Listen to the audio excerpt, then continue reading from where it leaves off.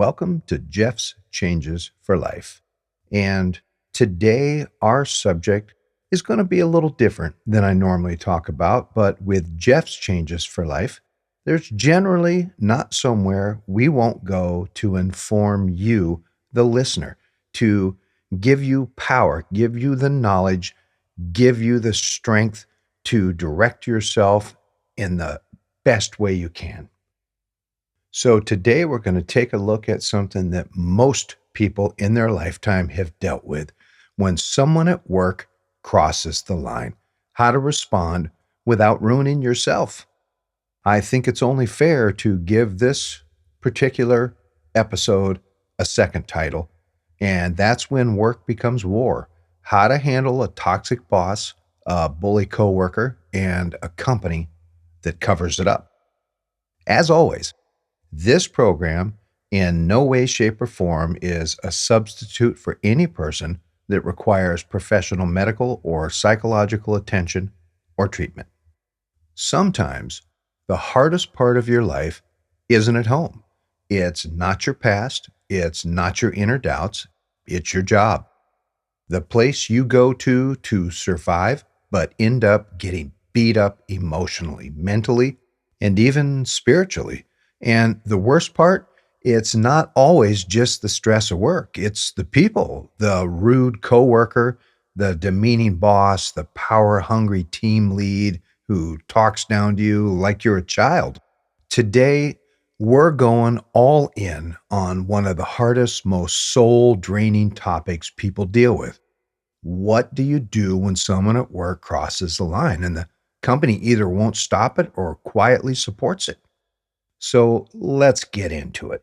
As we jump into a subject that's as vast and deep as this, I think it's important to understand how spotting the line matters because people are subtle bullies. Not every bully yells, not every toxic person throws things. Sometimes they cut you off in meetings, they mock your ideas, undermine you with jokes that aren't funny, pull power plays disguised as feedback. And sometimes it's your boss.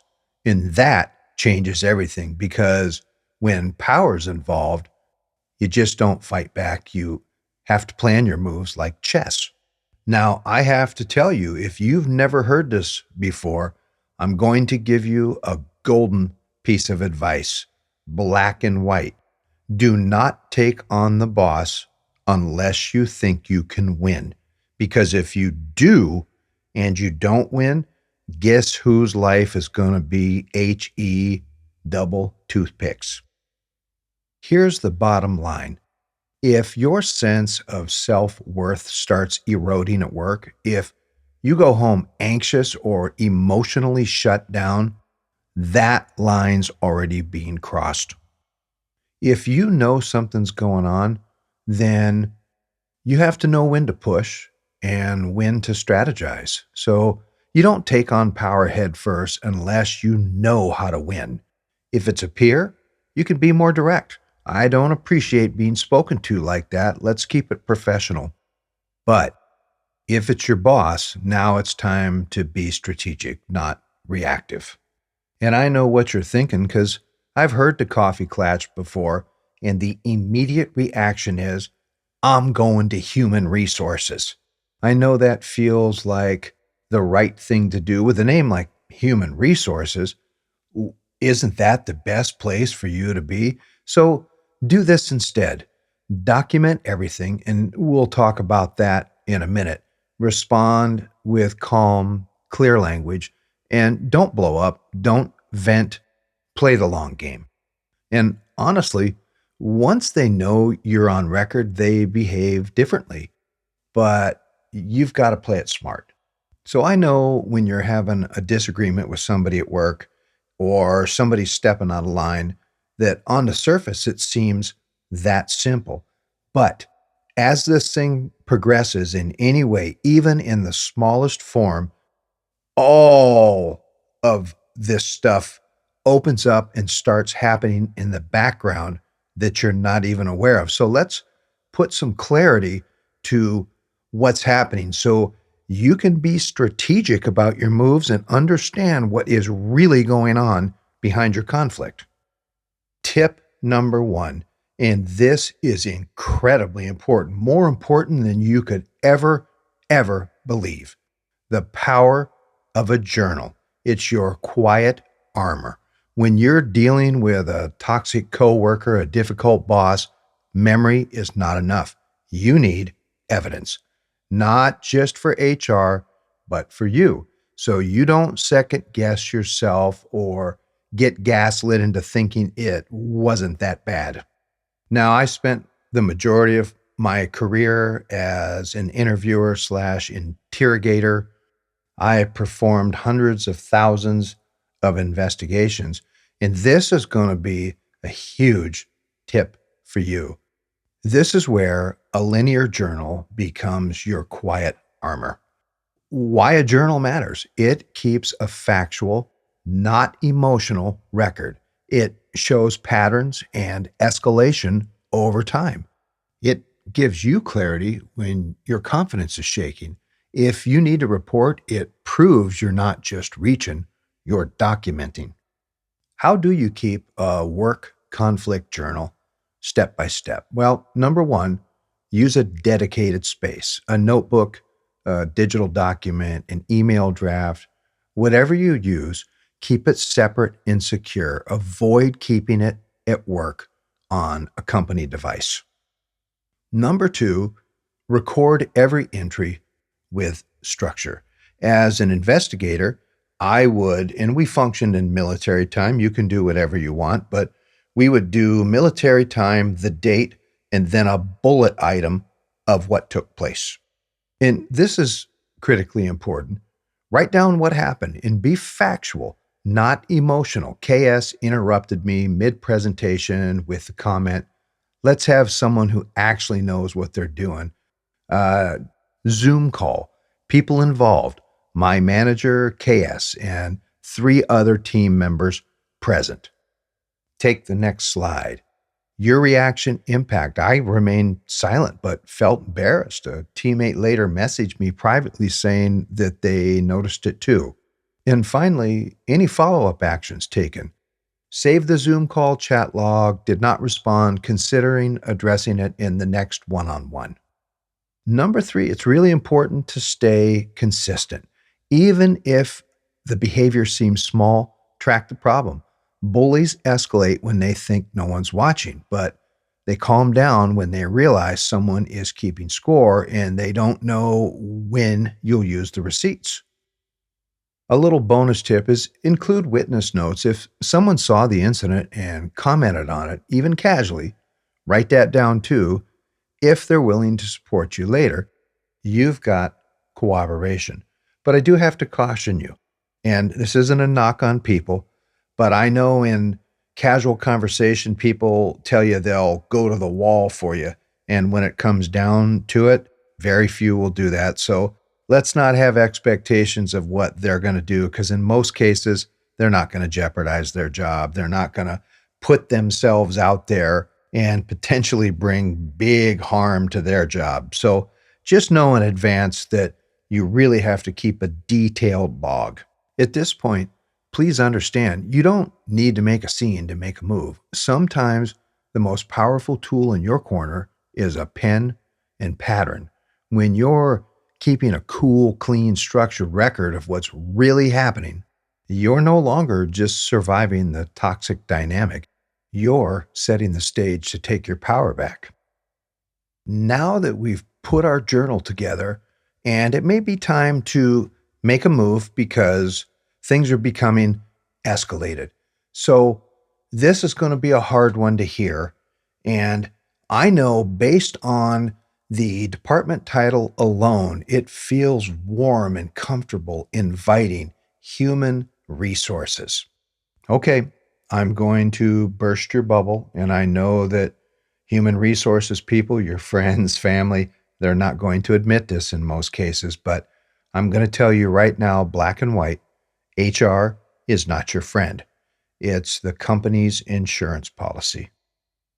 The scene is set for you to believe that they're completely on your side. Yes, they manifest policies, and at times it will come back to work in your favor based on the policies and the fact that they have to do it. But to you, it looks like they did something for you.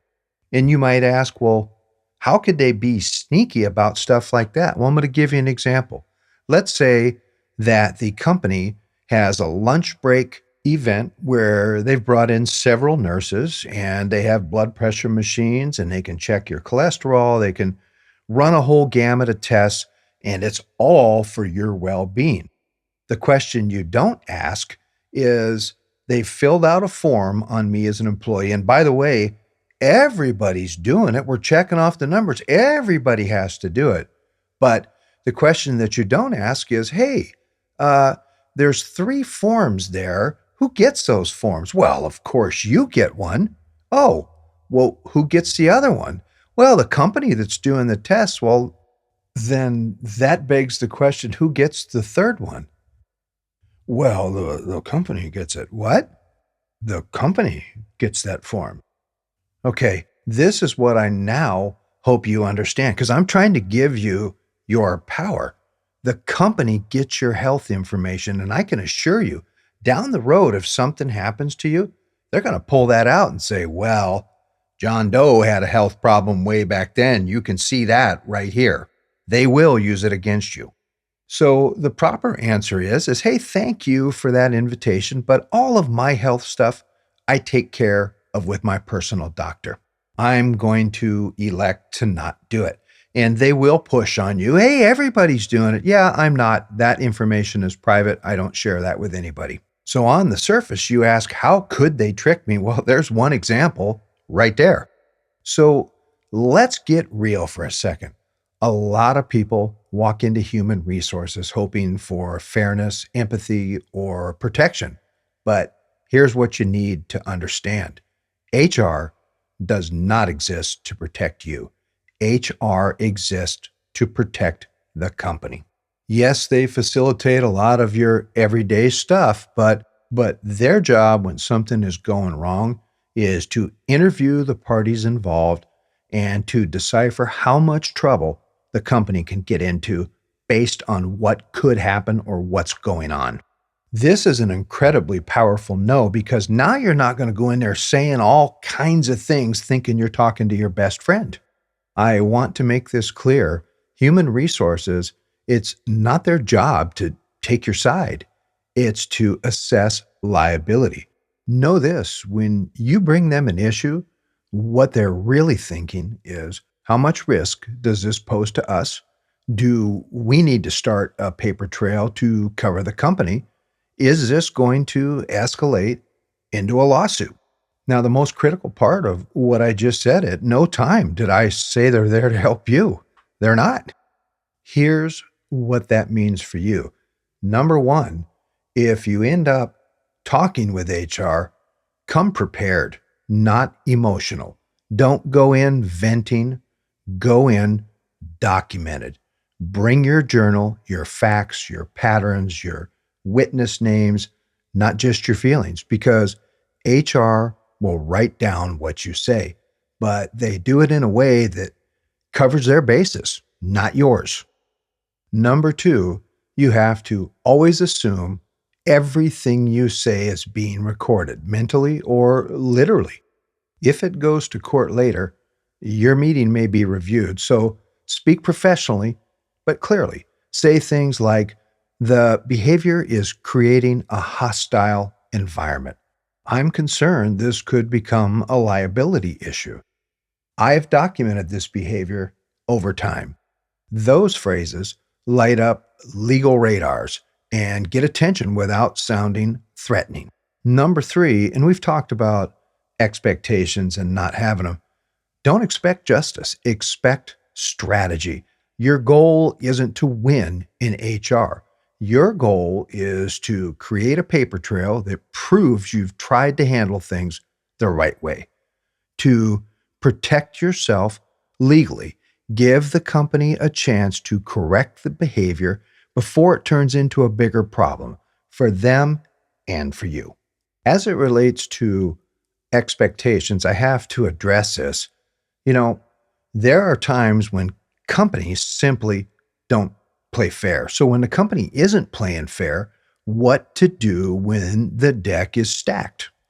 There comes a point if the company is dodging, spinning, or covering up where you have to face the hard truth. They're not going to do the right thing. And if you stay too long trying to make them do it, you can lose more than just your job. You can lose your health, your confidence, your peace of mind.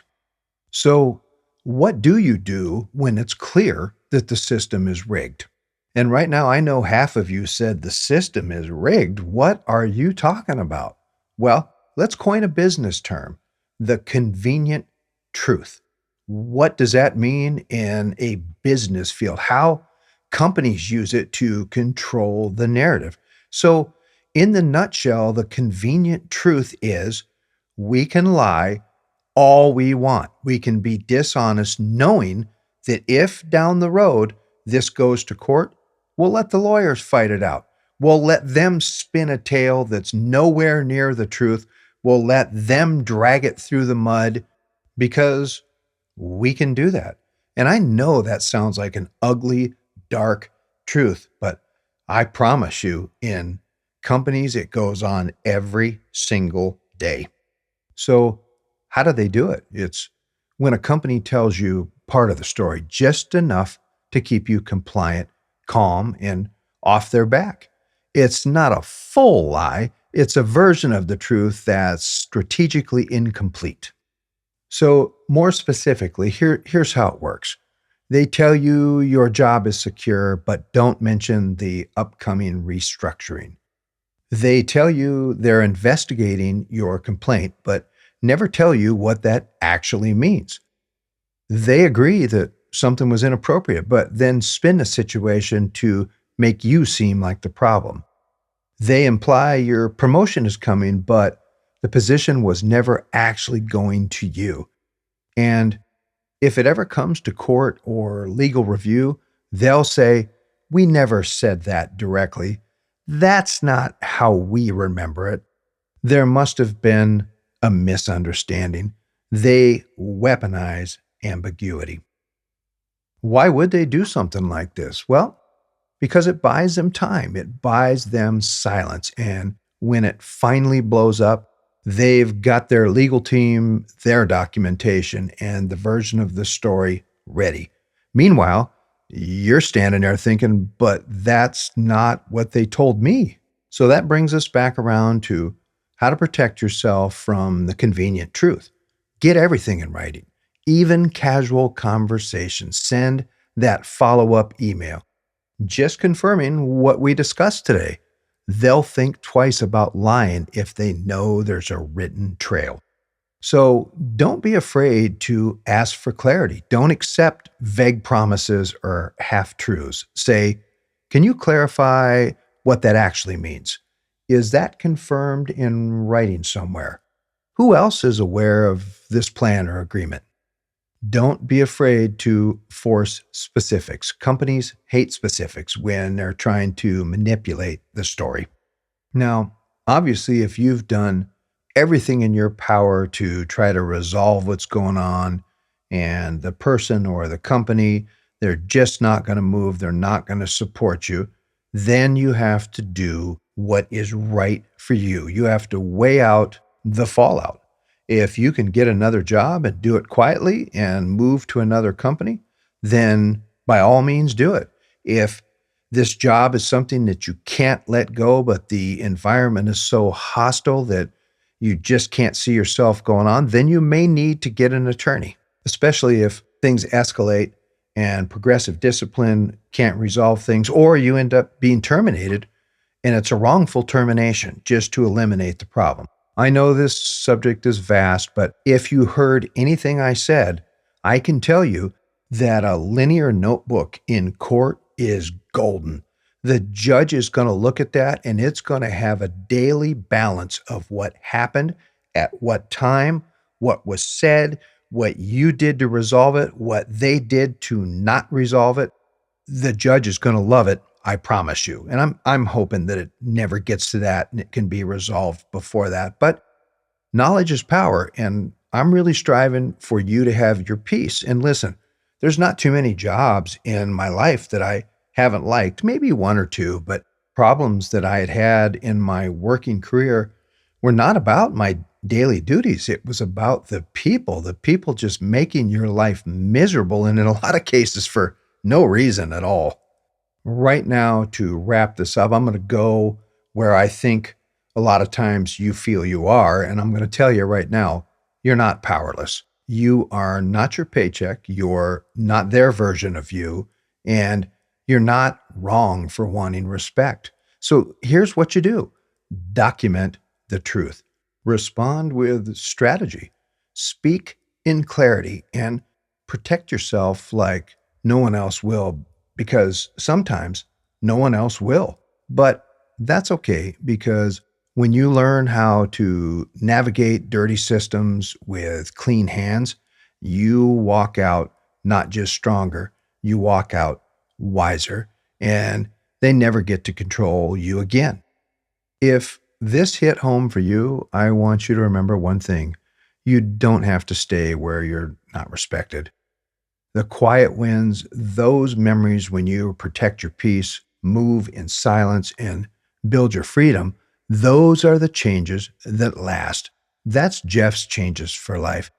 As always, this is Jeff with Jeff's Changes for Life. And today's going to rock because we're going to get ourselves a little notebook that we can start jotting down things and keeping a linear record of what's happening. Because guess what? That little notebook you can hand right to the judge if someday you have to. But more importantly, it's going to put us closer to our peace.